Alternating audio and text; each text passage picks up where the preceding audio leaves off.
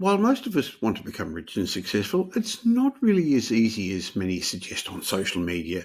And this was brought to light by a recent insightful article by Tom Corley, where he explained that building wealth is a two-step process. Now, if you don't know Tom, he's the co-author of my international best-selling book, Rich Habits, Poor Habits. He's a CPA and an authority on millionaire habits and wealth accumulation. So while we regularly talk about property on the show, today we're going to spend some time talking about your financial future and explaining the foundation principles that drive true wealth. And by the end, you may be surprised how some simple actions and decisions can lead to an extraordinary outcome for you. So welcome once again to the Michael Yardney podcast, where we help investors gain clarity from all the confusion of the mixed messages out there at the moment, particularly about the property market. I want to help people develop the financial freedom they're looking for through strategic property investment and smart money management. So now it's time to buckle up and explore how to effectively create and manage wealth, and why mastering these steps could be the key to transforming your financial destiny. Welcome to the Michael Yardney podcast, where twice each week you will learn a number of new ideas regarding success, property investment, and money in around 30 minutes. Our show is brought to you by Metropole, who specialise in helping you grow, protect, and pass on your wealth through strategic property and wealth advice. Now here's your host, Michael Yardney, Australia's authority in wealth creation through property, who has been voted one of Australia's top 50 most influential thought leaders. Welcome back again, Tom. Hey, Michael, how you doing? It's great to see you and hear you. I'm happy to be back. Well, I love getting your daily blogs about money, success, and rich habits. And Tom, you recently explained how becoming rich is actually a two-step process. What did you mean by this?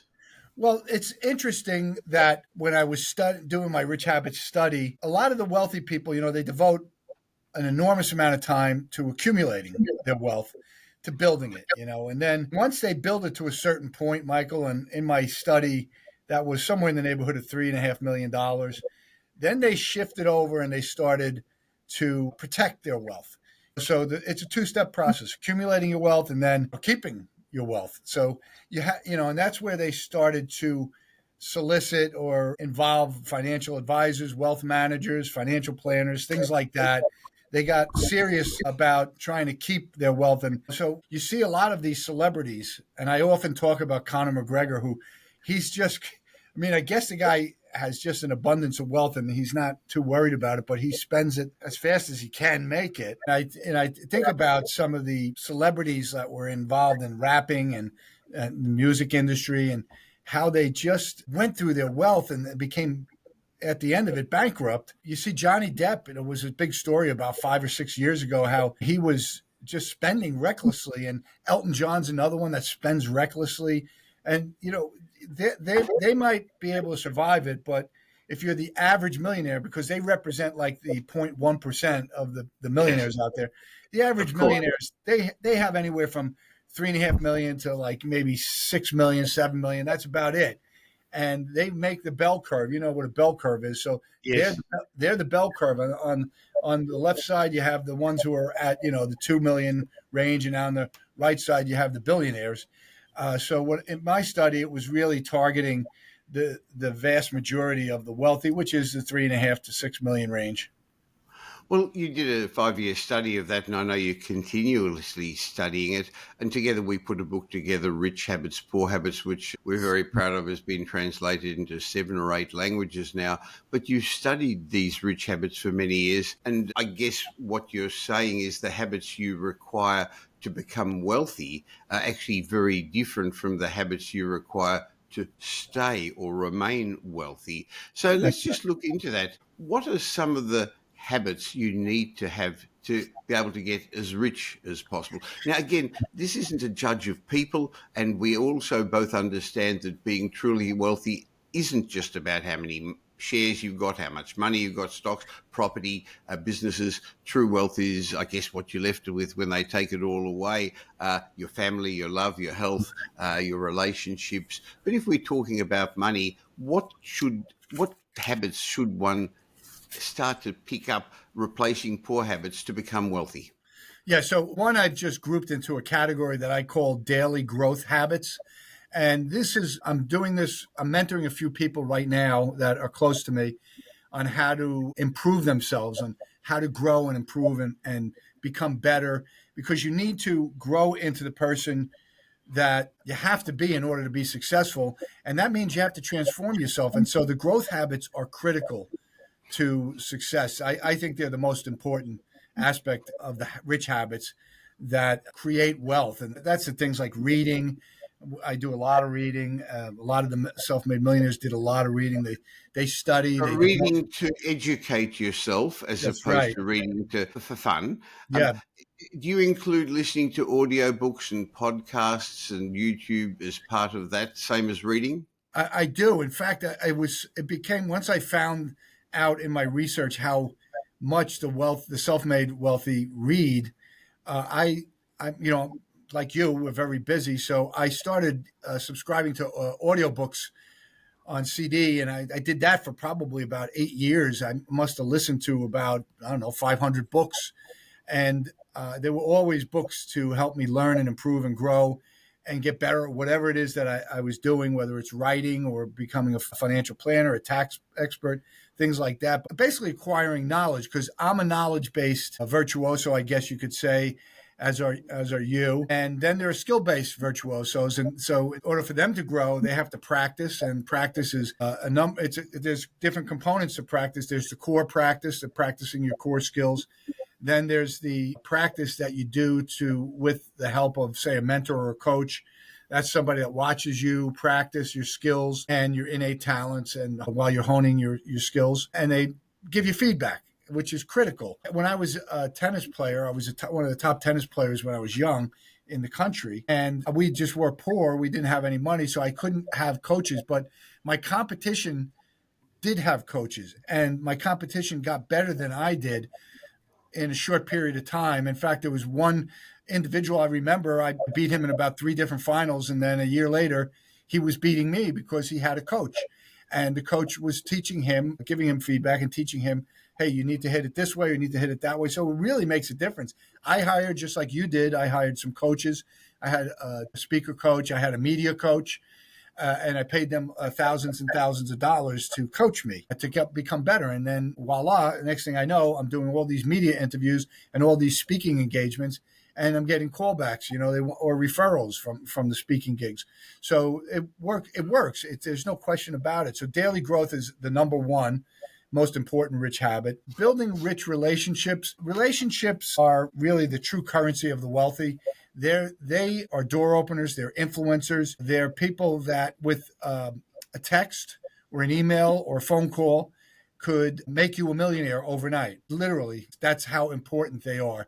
And they shave off many years of hard work and grinding it out if you find the right person who understands what you're trying to do and believes in you. They can save you an enormous amount of time. So rich relationships, power relationships are critical for success. Then there's, the dream setting. I'm doing this with Brian, one of my future son-in-law, and I have him doing different dream setting scripts. But the way they work is you write out a script, 500 to 1,000 words, of what your ideal future life is like, and it's 2 parts. The part one is, what does your life look like 10 years from now? It's as if you're writing it in real time. That's 2035, and this is what my life is like. And then the part two is, all the stuff. Part one is all the stuff that you have, the wealth, the home. Part two is how you got it. What did you do over the last 10 years that made it possible for you to accumulate all of this wealth and all of these great things? And that part two is really important because that's where all the dreams and the successes and the achievements and the goals that you realized are embedded. And so now you're sort of developing a roadmap. This is what I want, and this is how I get there. So the dream setting is a really important habit. Being persistent, being patient. These are all important things. Patience. Yes, the concept of delayed gratification is very important, Tom. That's right. That's part of the patience, I suppose, because, everybody wants it now. They want to, and this is a problem if you don't have immediate gratification, immediate success. If you face adversity, which is 99% going to happen if you're pursuing success. But if you've never faced adversity before, and the very second that you face adversity, you're going to quit on your dreams and your goals because you've never been exposed to it. So, patience and persistence, that's all about what you just mentioned, delayed gratification. Developing a niche in your business. I have a unique niche as a CPA and a financial advisor because I'm probably one of the few in the world that can explain to you exactly how to build your wealth and then what we do to maintain that wealth, which is what this whole podcast is about: how to build it, how to maintain it, creating multiple streams of income. I talk to many people about how to do that. I have people that I've mentored over the years that have started out with one stream. Now they have 3 or 4. I'm in that boat. If you look at all of our books, you can look at one book and say that's a stream of income. But really, Michael, because we have our books in all different countries, each country is a stream of income, right? So you're building up all of these. It's the power of leverage too. Is a rich habit, and that is involved in creating multiple streams of income. You leverage different parts of your core business to create other subsidiary revenue streams, and that's how the self-made millionaires do it. They have one thing that generates their primary source of income, and then they use that one thing and they branch it off into other subsidiary things like multiple books or training courses or speaking gigs or writing for the media. I mean, I got paid by Success Magazine, by Business Insider, by CNBC for writing articles. So you can branch it off and you can have your multiple streams of income.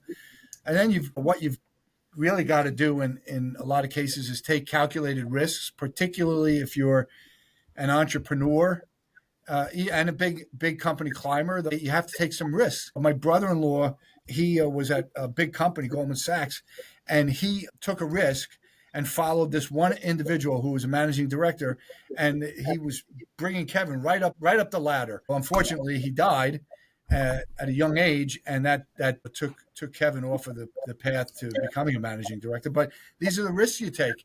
He had no idea he was going to die at a young age, 39 years old. He had no idea. You take those risks, and sometimes they pay off, and sometimes they don't.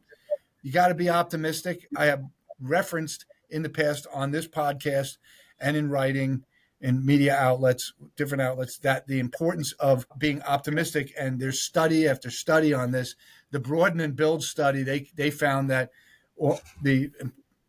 having a positive mental outlook actually increases your IQ and your risk tolerance. And that's important because if you're going to pursue wealth, you've got to have those two things. Controlling your thoughts, your emotions. This is so important. I have a picture of Spock at my desk. I'm looking right at him right now. Spock was on Star Trek. Well, I'm Irish, and we have a tendency to fly off the handle. And, you get stressed out, and the next thing you know, you let your emotions get the better of you. Well, I always look at that picture of Spock. I have him in my car on my steering wheel, and he helps me to control my emotion. That rich habit of controlling your thoughts, your emotions, is critical for building relationships. You could build a relationship. Michael and I could be best friends, for 15 years. And then I say something out of anger or emotion that destroys the relationship overnight. And it's happened. It happens all the time, Michael. So it's such an important, rich habit. And also building teams. I have a team. I have you. I have a bunch of people. The speaking coach, the media coach. They were all on my team, and they helped me grow and improve. And I have now Entrepreneur Magazine, Entrepreneur Press. They're on my team now because we have a book, Rich Habits. The second edition came out, and I have a team of podcasters that have asked me to do podcasts. I'm going to be on Entrepreneur on Fire, and it's going to come out in April. So it's like you have this team, and this team helps you thrive, and they get behind you. And you really want to also not be fearless. That's a rich habit. You have to everybody has fear. I remember when I was writing Rich Habits, I had this enormous fear because I just didn't know if I was going to be a good writer or if the book was going to be any good. But I overcame that fear by plowing forward, and the fear never left me. In fact, even though Rich Habits became a huge success, when I wrote Rich Kids, I put my book in about 4 different book contests, because I had this fear that I actually wasn't a very good writer. I didn't know. And I won 3 contests. And so I said, okay, let's get that fear away. The way you get remove fear is by facing it and overcoming it and actually succeeding. The fear is telling you can't do it or you're not good enough, and then you succeed. Then that fear, you can put that fear on the bookshelf. You don't need it to be worried about it anymore. No excuses. You plow forward. You just don't allow yourself to be the victim mindset. I can't do it because I'm a CPA and I only know numbers. I can't write a book, or I can't become great at podcasting because I'm in real estate business and I don't know how to podcast. No excuses. You just have to identify the thing that you're going to pursue and don't make any excuses. Don't allow the excuses to derail you. Be a cheerleader, find cheerleaders. You need people who are, like we were talking about before, about hey, you're doing a great job. Thank you. I get emails. We talked about how many emails we get. I call them, they're like endorsements, or testimonials. I keep them because every now and then I read through them, Michael. And why? Because the fog of life gets in the way and I lose sight of what I'm actually doing all of this for. And then I read a couple of those emails and endorsements or testimonials, and it picks me right up and it makes me realize I'm doing this for a reason. So these, I guess we covered a lot of ground, but that's pretty much how, we could talk. Well, it was an amazing list. You're right. So I guess the first thing that we're suggesting is, if you want to become rich, rather than try and forge new paths, have a look what other people have done before, see what they've done. And one of the great messages that you put in the middle of all that, Tom, is having mentors. Most people get their information for free on the internet and from the wrong people. Boy, there's so many people offering get rich quick schemes now. You can buy 10 properties in 10 years or in 10 minutes. Just go into Bitcoin or buy my course and I'll make you rich overnight. Okay. So you've got to be careful which mentors you pick, don't you? Yeah, I remember I bought a course, a real estate course. They're very popular in the United States on how to basically buy real estate and become a landlord or flip it. And I bought this guy. He was so convincing, and I remember I bought the course. I went through it with a fine-tooth comb, and then I tried to execute on some of his strategies, and I got no 100% of the time. About 50 no's in a row. And I said, wait a minute, this guy's telling me this works, and it doesn't work. It might work where he lives in his state, but it doesn't work in New Jersey where I live. So, you have to be careful. You have to find people that have done it, what you're trying to do, who have done it where you live, and know exactly what the obstacles are that you're going to face and the hurdles and the adversity, and tell you this is what you're going to face. And you're going to just have to overcome these things. So you do. You have to. I would say this, Michael, if you're going to pursue getting a mentor, get someone who is at least 2 levels above you in whatever it is that you want to become rich at, and pick their brain relentlessly during the year. You can't just pick their brain once. You have to pick their brain constantly. And it might be irritating to that mentor. But the funny thing I learned about self-made millionaires is they love to teach people. They want to share their knowledge. They want to share how they became successful.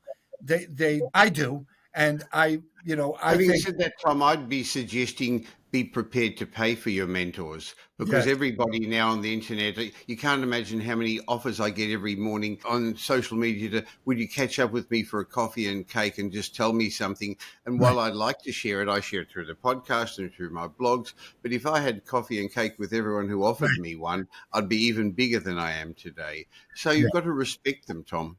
Yeah. And what I do is I limit the mentorship to family and friends. So I get, like you do, can you help me become rich? I live in Vietnam. And I'm like, no, I can't, because you live in Vietnam. And, I limit it to my inner circle, I guess is the way I would put it. I limit my mentorship to the people that are inside my inner circle, the people that I love the most.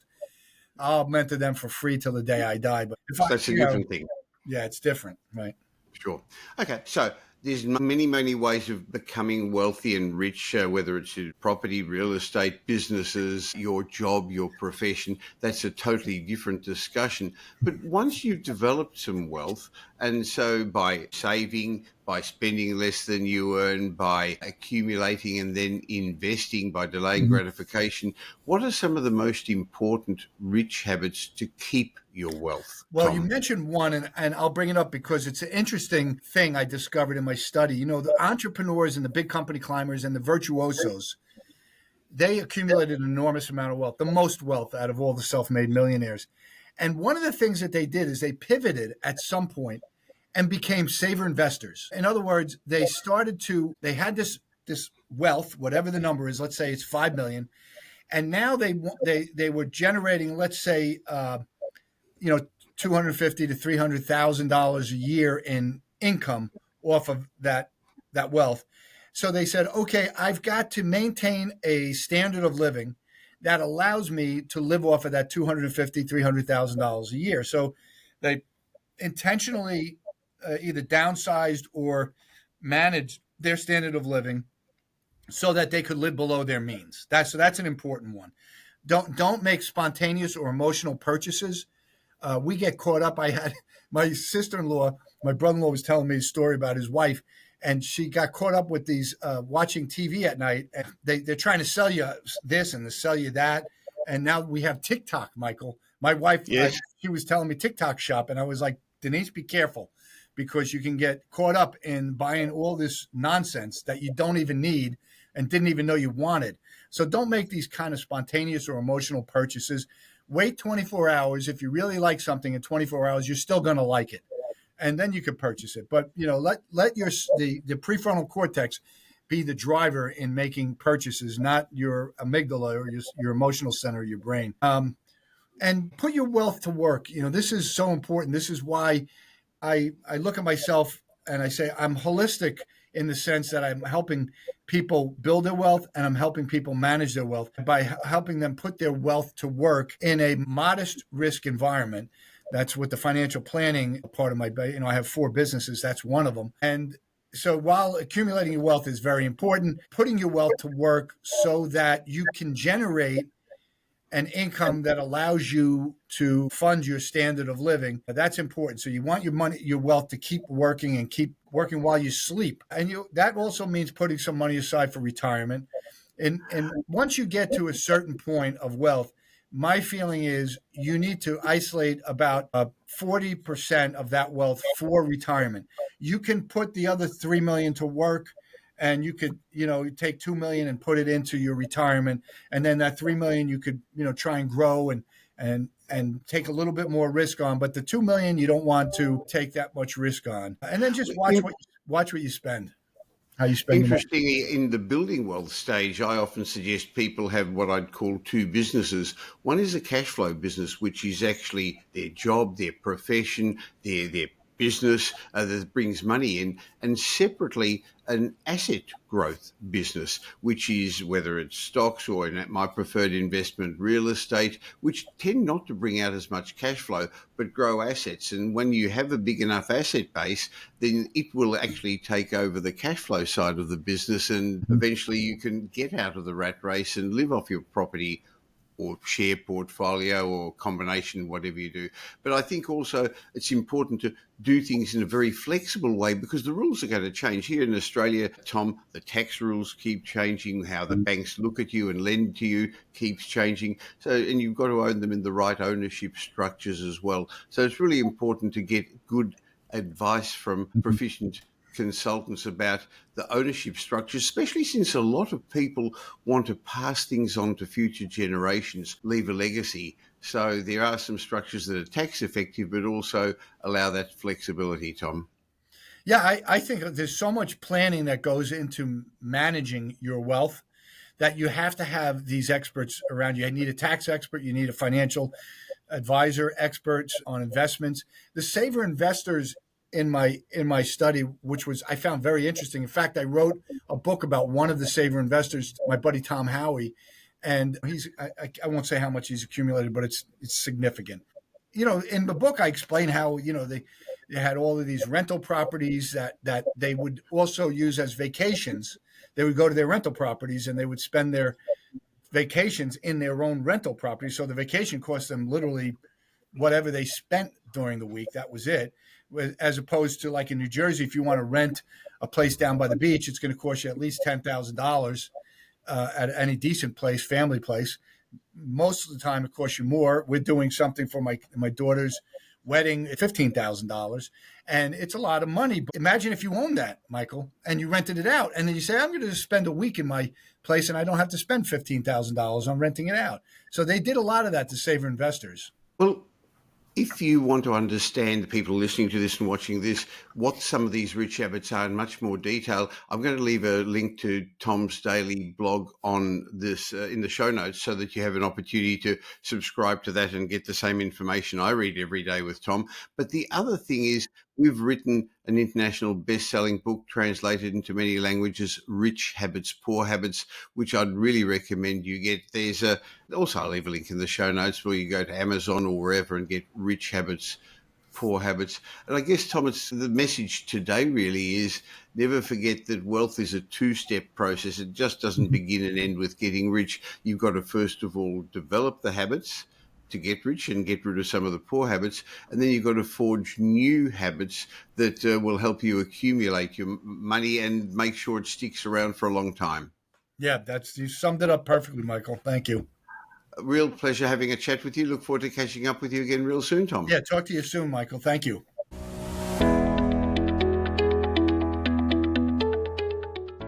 In a moment, I'm going to share my popular mindset message with you, but I just want to ask you a question about property. Tom and I spoke about how to become a multimillionaire, and the concept for most Australians to grow that way, the easiest way in Australia is through residential real estate.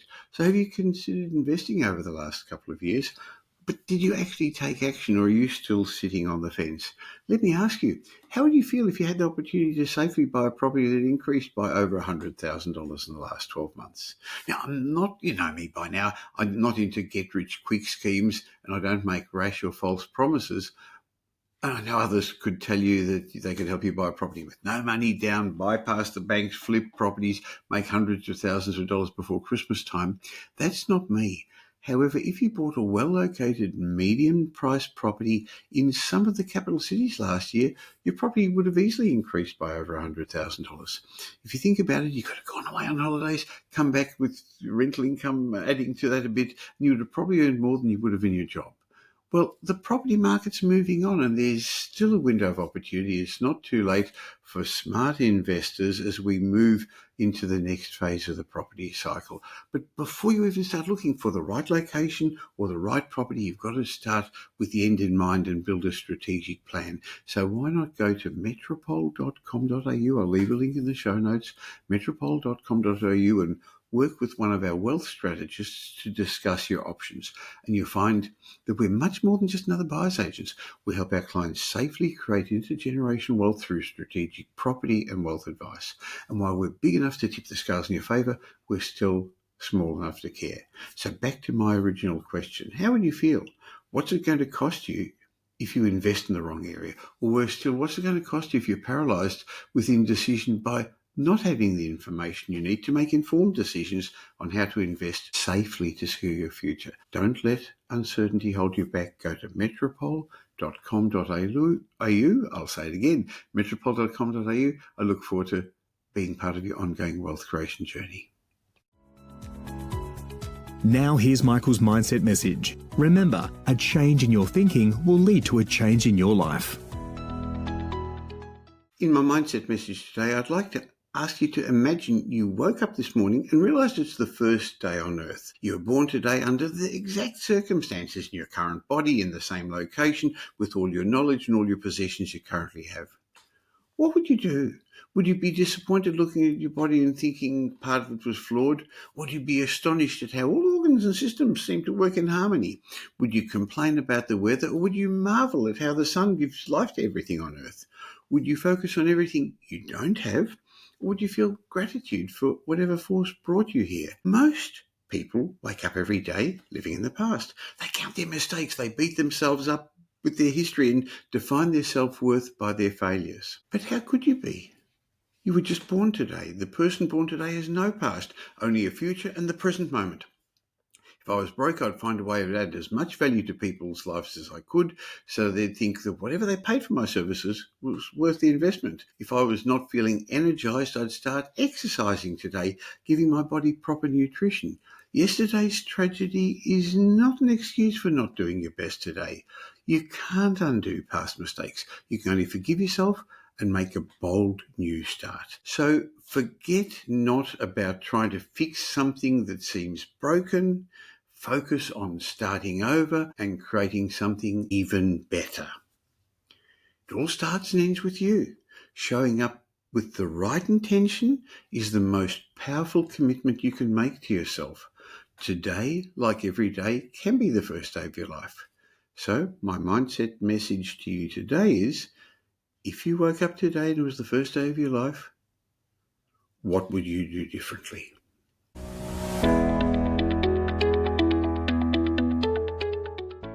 Thank you for spending the last little while with me. I hope you got some benefit from this show. But before you move on to the next podcast you're going to listen to, let me remind you I have another show that I produce once a week with leading demographer Simon Kirstenmacher. We call that Demographics Decoded, where Simon and I unveil the trends that are going to shape your future. In my mind, this is a must-listen to podcast for anyone interested in property investment, but also for business people and entrepreneurs. So if you don't currently subscribe to Demographics Decoded, just please stop for a second and subscribe on your podcast app where you're listening to this, or on YouTube.